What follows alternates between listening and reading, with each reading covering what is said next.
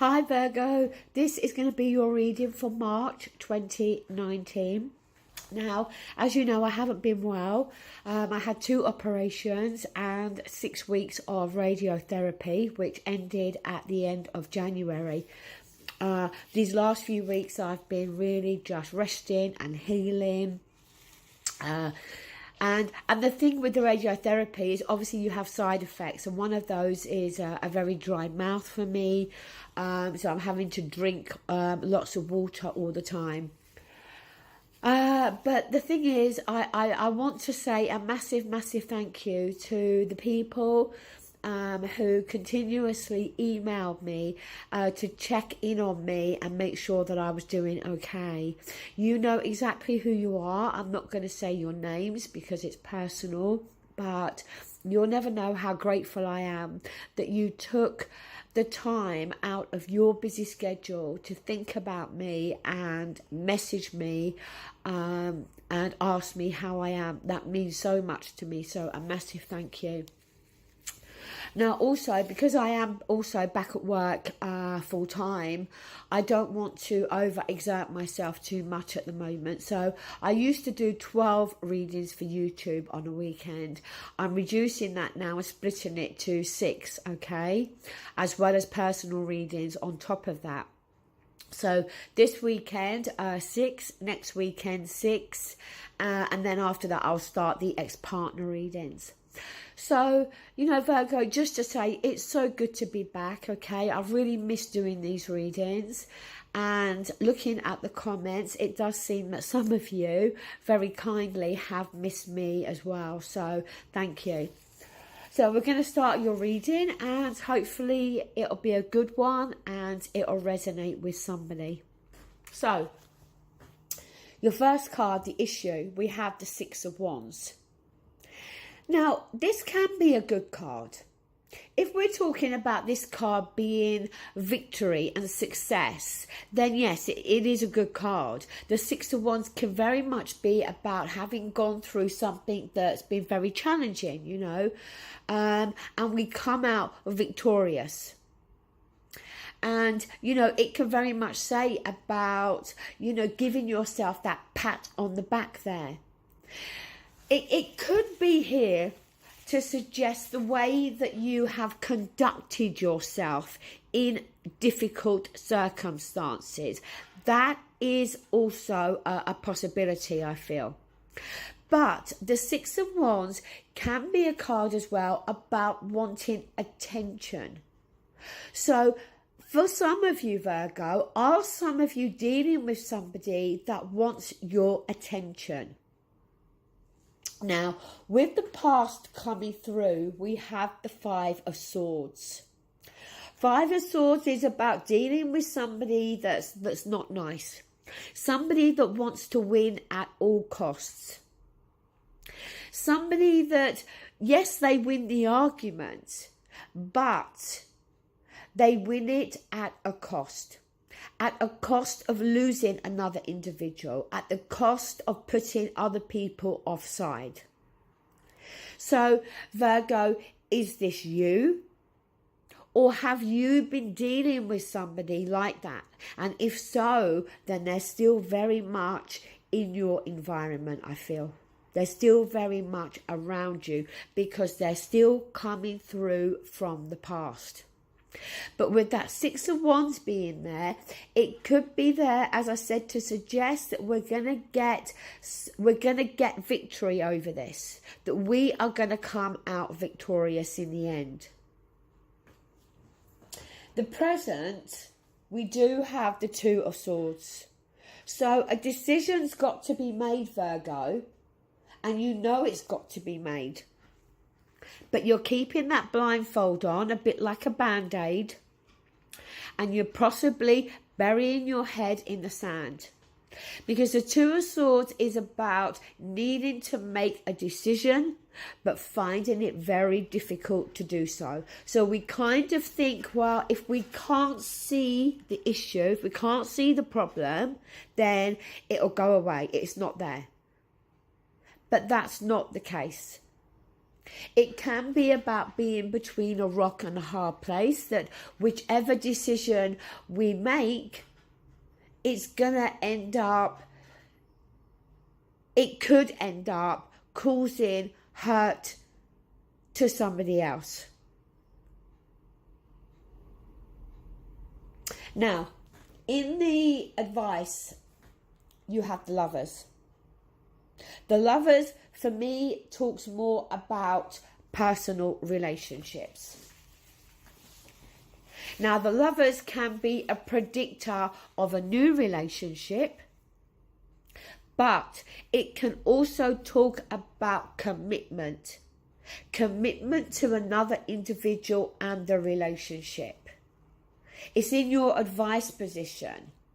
So is it advising you to look at how committed you are, or how committed the other person is? Because maybe when you answer that question, you may find it more easier to make the decision with the Two of Swords that you at present are choosing to put off making.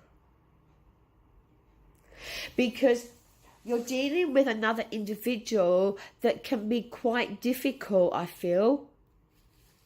But that Six of Wands, as I said, it's either you coming out victorious, or it is somebody here that likes attention. Now, in your environment, we do have the Wheel of Fortune. Now, this is karmic energy. We don't control that wheel. Sometimes, you know, the wheel is in our favour. Sometimes it isn't. I'm not reading reversals, so I can only suggest really that if we're dealing with that aspect of the Wheel of Fortune, then we're going to start to see a turn in events. Some positive outcomes here. As I said, that Six of Wands, I keep looking back at that Six of Wands. Victorious, success. The Wheel of Fortune, you know, things turning in our favour. Hopes and fears, Seven of Pentacles. Now, the Seven of Pentacles deals with, I've already invested into this. And I've already done X, Y, Z and given X, Y, Z. Is it going to be to my advantage to continue to invest in this? Or should I cut my losses now? That's what the Seven of Pentacles is about. So, leading to question, you know, I can only again feel that we're dealing with another individual, a relationship here, whereby a decision has to be made here as to whether this relationship continues. Because the other person can be quite difficult. But you've already come so far with that Seven. We're over the halfway mark there. Now, coming down, we do have the Seven of Cups. And this is about fantasy and illusion. And making sure that what we're dealing with is the facts here. Not allowing ourselves to get caught up in our own illusions. Not thinking that something is this when it's actually that, okay? So it's about making wise decisions, wise choices based on the facts. So not kidding yourself really about somebody. If you've dealt with somebody with that Five of Swords energy that likes to win at all costs, likes attention, is argumentative, then they're always going to be like that. And if you can accept that, then fine. But don't, if you're dealing with somebody like that and they're promising you the world and they're promising you that they're going to change, then I'm sorry, but I don't think that's going to be the case. Now, next card, Ace of Wands. So new beginning. The wands is about is action, yeah, it's a doing energy. But the wands also is to do with passion, excitement, fire.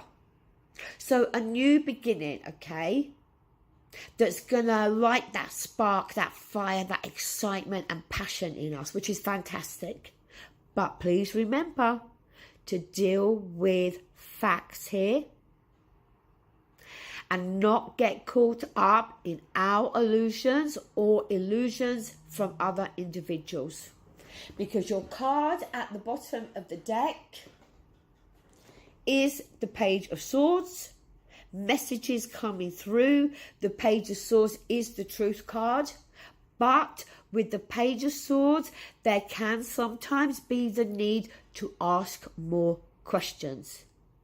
Because what we're hearing may not be the full facts here.